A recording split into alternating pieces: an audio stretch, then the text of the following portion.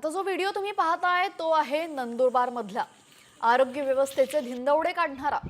या दृश्यांमध्ये बांबूच्या झोळीतून रुग्णाला उपचारांसाठी न्यावं लागतंय आणि त्यासाठी करावी लागते जंगलातून 15 किलोमीटरची पायपीट। तरुणाने खांद्यावर रुग्णाला वाहून नेतानाची दृश्य आणि या दृश्यामध्ये आदिवासी बांधव गेल्या 2 महिन्यांमध्ये बांबू झोळीतून जीवघेण्या प्रवासाची ही तिसरी घटना आहे। त्यामुळे सरकार आदिवासी बांधवांच्या जीवाशी खेळ करतंय का असा सवाल या निमित्तानं उपस्थित होतोय।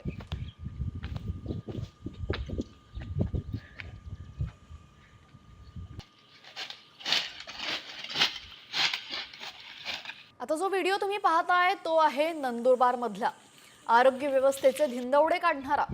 या दृश्यांमध्ये बांबूच्या झोळीतून रुग्णाला उपचारांसाठी न्यावं लागतंय आणि त्यासाठी करावी लागते जंगलातून 15 किलोमीटरची पायपीट। तरुणाने खांद्यावर रुग्णाला वाहून नेतानाची दृश्य आणि या दृश्यामध्ये आदिवासी बांधव गेल्या 2 महिन्यांमध्ये बांबू झोळीतून जीवघेण्या प्रवासाची ही तिसरी घटना आहे। त्यामुळे सरकार आदिवासी बांधवांच्या जीवाशी खेळ करतंय का असा सवाल या निमित्तानं उपस्थित होतोय।